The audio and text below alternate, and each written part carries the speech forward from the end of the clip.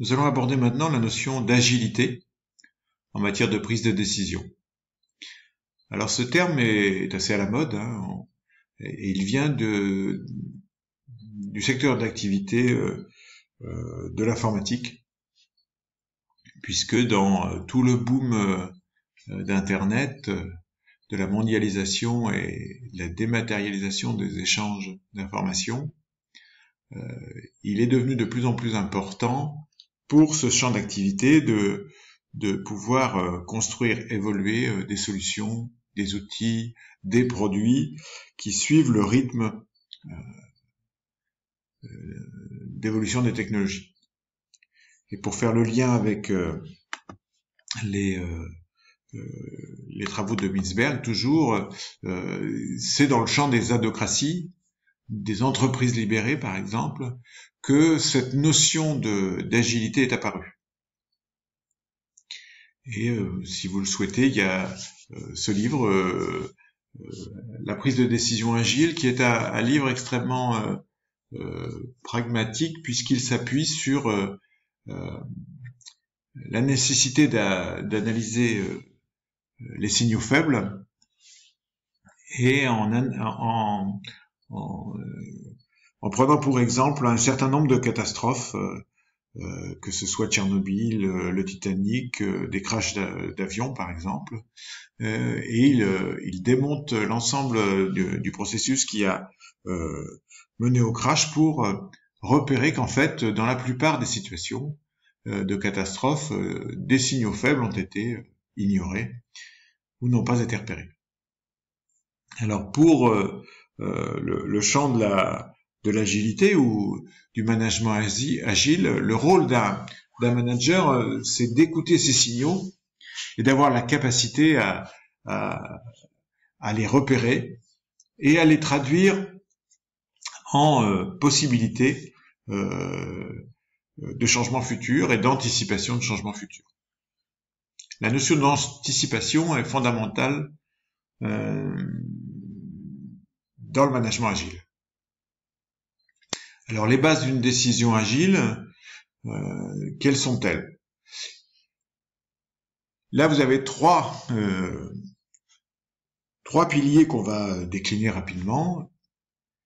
Une bonne décision, c'est-à-dire qu'une décision agile, pertinente, efficiente, c'est une décision qui est assise sur une pertinence concertée et anticipée. Et pour cela, vous allez retrouver des éléments notamment de l'entreprise libérée, très net dans l'expérience de la fonderie Favi. C'est un lien entre culture et esprit d'équipe. Culture de la confiance et esprit d'équipe. Et deux autres facteurs clés de succès que sont le développement d'une motivation et d'une culture de la motivation et des systèmes d'information et de communication performants. Alors la pertinence, qu'est-ce que c'est? C'est la capacité à capter des signaux avant-coureurs. Forts, c'est pas le plus compliqué, mais surtout des signaux faibles qui vont annoncer des changements lents ou à venir, des ruisseaux qui peuvent constituer le futur fleuve, et qui vont aussi être alliés à une capacité de veille et d'étonnement. Cette capacité de veille et d'étonnement, et là on retrouve les travaux de Dewey, c'est-à-dire qui vont contrebalancer la logique des routines dans nos organisations. Et le troisième axe de la pertinence d'un management agile et d'une décision agile, c'est non plus d'opposer une logique rationnelle inductive à une logique déductive, mais de les concilier et de les associer. Parce qu'en fait, on l'a déjà vu dans le dernier cours, vous ne pouvez pas toujours mettre en œuvre des logiques déductives parce que c'est coûteux en temps et en énergie et que parfois, dans certaines situations urgentes, il faut être inductif et rapide. Le deuxième pilier, c'est la concertation. Une concertation qui allie des compétences adéquates et non pas que les compétences des managers et des chefs. Et une organisation de cette concertation en alliant des temps formels et informels, c'est-à-dire la concertation formelle et structurée, typiquement sur la base de réunions, mais aussi informelle, c'est-à-dire capter les avis, notamment de ceux qui ont du mal à s'exprimer dans les temps formels, dans des temps interstitiels, par exemple, la machine à café, mais aussi par la connaissance qu'a le manager de ses troupes, des uns et des autres, et de sa capacité à démasquer ou à analyser le non-verbal. On a tous en tête des salariés ou des professionnels avec lesquels on n'a pas besoin d'échanger verbalement pour savoir où ils en sont, qu'est-ce qu'ils pensent, est-ce qu'ils sont en accord ou en désaccord avec ce qu'on aimait, par exemple. Le troisième pilier, c'est la capacité d'anticiper les conséquences, ce qui suppose d'avoir la possibilité de réfléchir au changement induit par une prise de décision. C'est-à-dire qu'il ne s'agit pas que d'anticiper les causes des problèmes, mais c'est d'anticiper les effets de ce que l'on décide.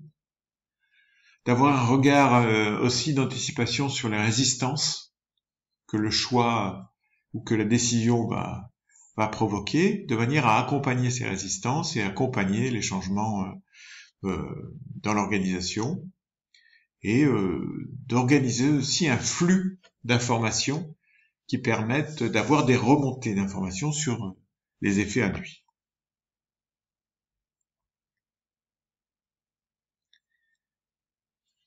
Donc dans ce champ de l'agilité, notamment dans le livre évoqué plus haut, il y a 3 groupes d'acteurs. Alors on va retrouver une cohérence avec les travaux de Mintzberg ou les travaux de Crozier. 3 champs de décision, 3 types d'acteurs. Un champ de décision politique et stratégique. Là on retrouve les travaux de Drucker. C'est les champs de décision de dirigeants. Des décisions tactiques, et là on retrouve la notion de superviseur. Un superviseur, ça peut être un chef de projet, mais ça peut être aussi un cadre intermédiaire. Et enfin, des opérateurs qui prennent des décisions de terrain opérationnel.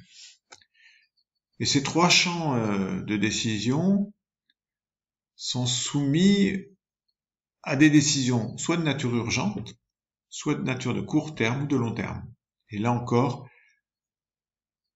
comme on l'a vu dans le tableau du cours précédent, ces natures de décision, ces temps de réaction sont à traiter de manière différente.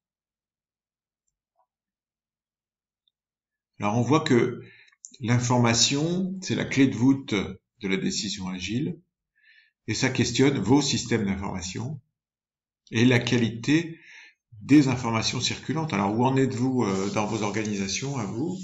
Êtes-vous en capacité de collecter des informations en amont de vos décisions? Pouvez-vous les analyser et évoquer des scénarios pour envisager des choix? Pendant la mise en œuvre, êtes-vous en capacité d'évaluer les effets de vos décisions? Et comment organisez-vous, vos remontées d'informations par rapport à ce que vous décidez? Mais la remontée d'informations entre les acteurs qui mettent en œuvre votre décision, mais aussi entre les acteurs et l'environnement. On peut très bien avoir des décisions qui produisent des effets bénéfiques au sein d'un établissement, par exemple, mais qui produisent des effets inquiétants ou de résistance en dehors de l'établissement, au sein de l'association.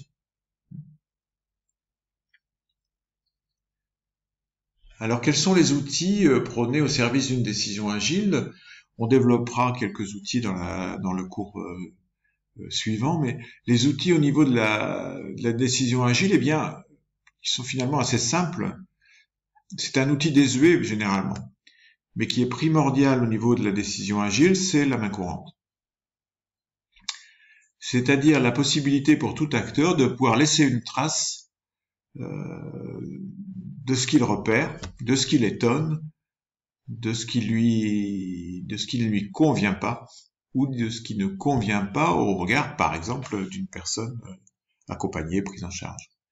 Donc, cette main courante, elle facilite la circulation des informations, elle permet de s'étonner et d'alerter. Le deuxième outil, c'est le comité de veille anticipatrice qui va étudier cette main courante. Il est composé généralement de professionnels des trois champs, politique, superviseur et opérationnel. Il analyse les mains courantes, les faits, les questions, et il est en capacité lui-même de s'étonner par rapport à cette main courante. C'est-à-dire que dans la main courante, tout acteur, y compris les plus discrets, peuvent s'étonner, et le comité de veille peut lui-même s'étonner du contenu, pour imaginer les effets, les causes possibles à terme, des signaux qui remontent éventuellement régulièrement et de loin en loin sur une main courante. Alors, ce comité de veille anticipatrice, c'est pas forcément un comité Théodule de plus. Ça peut être un temps au sein d'une réunion, un temps programmé où la fonction de veille se met en jeu. Alors, la logique n'est probablement pas à la journée ou hebdomadaire. C'est un rythme à trouver au sein de chaque organisation. Et le troisième outil qui est prôné dans cette logique d'agilité, c'est le comité de retour d'expérience. C'est qu'une fois qu'il y a eu un dysfonctionnement, une problématique, un accident, pourquoi pas, c'est que des professionnels compétents au regard du sujet puissent analyser ce qui s'est passé, en déduire des causes et des évolutions possibles, en vue d'éviter une contagion et de pouvoir anticiper la survenue à nouveau de ce type de problème. Ce type d'outil est très en vogue et très opérationnel dans les organisations de type apprenante, et là encore des entreprises libérées. Donc forcément, vous l'aurez compris, je fais un lien régulier entre entreprise apprenante, entreprise libérée, management inclusif, puisqu'en fait ces trois types d'organisations peuvent vous permettre d'évoluer vers une société plus inclusive pour les personnes que vous accompagnez.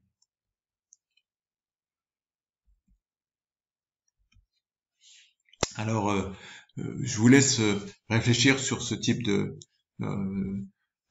sujet, et nous allons nous retrouver dans une dernière vidéo pour ce cours concernant quelques outils au service de la prise de décision. À bientôt!